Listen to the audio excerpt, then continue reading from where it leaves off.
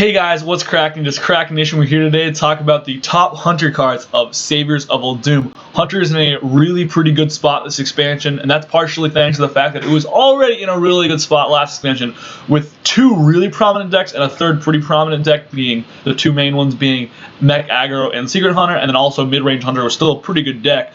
So those decks are all still pretty relevant actually in this expansion, especially Secret Hunter is in a really good spot. Mech Aggro Hunter still being a pretty good deck, although it didn't really get a lot of new tools to work with. So make sure you leave a comment in the section below letting me know if you agree with my list. Obviously this is my list, so it is a little subjective, but I put a lot of thought into these lists before I make them. But if you have a concern with my list, make sure to leave a comment below and I'll have to get back to you as to why we disagree. But without further ado, let's get right into the list. So coming in at number 5 is going to be the Wild Bloodstinger. Wild Bloodstinger is a card that actually was really hyped pre-expansion, but has not seen a lot of play yet. It is seeing play in some versions of Mid-Range Hunter as a bomb that also kind of offers some removal and disruption against your opponent's hand. Which is kind of interesting. It's a really cool card to exist, a really interesting card I think, and also definitely a card to keep an eye on in the future, but right now it's just not seeing a lot of play. Its power level feels incredibly high in a vacuum, and that's really important to note, is that it's going to be a good card, it feels like. Because the problem right now is that the deck that it's fitting in, Mid-Range Hunter, is not the best way to play Hunter right now, and that makes it a little lower on this list, but in a vacuum I think this card is going to be a terrific card and could easily move up in the future. At number 4, we've got Scarlet Webb Weaver for the exact same reasons as Wild Bloodstinger. This card just feels incredibly powerful on a base vacuum power level. It's basically a 1-mana 5/5, has some combo potential with other cards. 1-mana 5/5 is always going to be insane, especially in a mid-range Hunter deck that's looking to tempo out and push a lot of stats on the board to push a lot of face damage. It's got that beast synergy again, which is really cool. So it's a really good beast that has to come in later in the game, but when it does, it's incredibly impactful. It can be a really good way to swing the game in those later mid-range turns like turn 6, turn 7. The unfortunate thing being, again, that mid-range Hunter is not seeing the most play out of all Hunter class right now, so I could not put it higher up on this list. But number 4 obviously is still a really good spot to be, and I definitely can imagine this being a card, as well as Wild Bloodstinger, that moves up in the future. We've got Dino, Tamer, Bran. Dino, Tamer, Bran is a card that was not as hyped, but people kind of were sleeping on the fact that the Singleton Hunter deck could actually be a secret deck, and because there's so many different cards you can easily put in that deck, and because that deck is a Singleton deck, Dino, Tamer, Bran was able to showcase just how powerful it is. And I mean, King Crush was already a card that from time to time saw play as a way to finish off people in these really aggressive face Hunter decks, maybe as a win condition in these more mid-rangey decks, but it wasn't always the most prominent card because it was a 9-mana 8/8 that, yes, immediately could impact the board, but 9 mana plays, it's not that impactful because it's not ridiculously swinging the game, and for 9 mana you really want to make those plays that can swing the game like that, and King Crush wasn't that.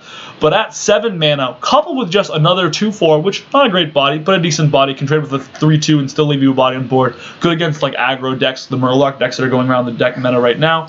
All of a sudden, and being able to curve out on 7 and play King Crush instead of turn 9 is a really big difference. Just not even a turn sooner, but 2 turns sooner. So Dino, Tamer, Bran, while in a vacuum, it actually didn't look that good. Unlike the 2 cards that I just put below it, Dino, Tamer, Bran ends up being a really card that really benefits from the meta as it exists right now. Just being a card that fits right into Singleton Hunter. Obviously, one of the cards that ends up being a really power play in that deck. So it ends up being at number 3 on this list. At number 2, we've got Hunter's Pack, and this was another card that kind of had people on the fence, because obviously 3 mana draw 3 is really powerful, but there are a lot of ways this card can miss, because there's a lot of pretty bad Hunter secrets that you kind of don't want. There's a lot of pretty bad Hunter beasts that you kind of don't want. A lot of times the cards you're drawing or generating with Hunter's Pack were just not going to be impactful enough. The weapons were usually pretty good, even Gladiator's Longbow, which is probably the best or the worst Hunter weapon in the game right now, you still feel pretty good getting, because it's a really high impact card that can honestly, if you play a 10 mana, you play Hunter's Pact, you get a Gladiator's Longbow, you remove a threat without taking damage, or maybe you can reach for lethal with it. So that's a pretty cool card, and that ends up being a card that I think surprised a lot of people, especially in the singles and Hunter deck. This ends up being a really valuable card, because for 3 mana to generate 3 cards worth of resources, a lot of the times one's a secret, which will synergize with your secrets in that deck, your secret synergy, which is really valuable. You might get the eagle bow, that could be really, really impactful for your secret synergy as well. And then obviously beasts are good in that deck, so it just ends up being a really good fit in singleton Hunter deck, and is a beneficiary of the meta big time. That said, I can also kind of, what's interesting with the Hunter's card is a lot of these cards are situationally good. So just because of the Hunter's deck that's good right now, with the best one being Secret Hunter, a lot of these cards are on the rise. But I can easily imagine the cards on the lower list coming up, and the cards in the upper part of the list going down later, just if the singleton Hunter decks fall out of favor, or the Secret Hunter decks fall out of favor, and in turn the Beast and mid-range Hunter style of play rises up, because there's still a lot of powerful cards in that deck. It's not even a bad deck. I feel like I'm making it sound bad. It's not a bad deck. It's still a really good deck, maybe even up to tier 2. It's just kind of not at the best way to play Hunter right now, obviously. But coming in at number 1 kind of is unarguable, and that's Hyena Alpha. Hyena Alpha is going to be an auto-include in any Hunter deck that has a chance to play a secret, because it is a 4-mana 7/7 split across a few bodies, so it takes trades really well if you want to into wise red boards or into a taller board. Just a lot. It's a huge stat dump that you can get out on turn 4, which is crazy. And this card is so good. Only trick with Hyena Alpha is going to be whether a secret deck is relevant, because of the secrets that are in the metagame. It's also going to be a question of if you can have a secret up on turn 4, because obviously turn 4 is not a turn that naturally lends itself to having a secret in play. You can't play this on turn 4 with a secret, obviously. You can't even play it on turn 5 with a secret. So the soonest you can play this with a secret is turn 6, where it's still a good play. Don't get me wrong, still a fantastic play, but clearly significantly worse on turn 6 as a 7/7 worth of stats than it would have been on turn 4.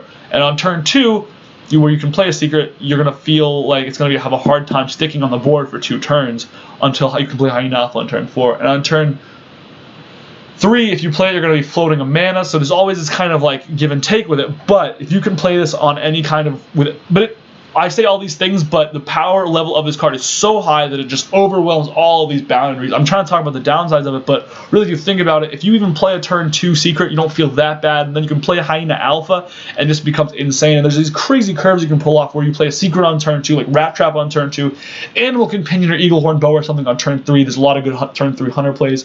Hyena Alpha on turn 4, and just you're in a dominant position, and you probably won that game if you curve out that way. And this card is just really empowering that deck.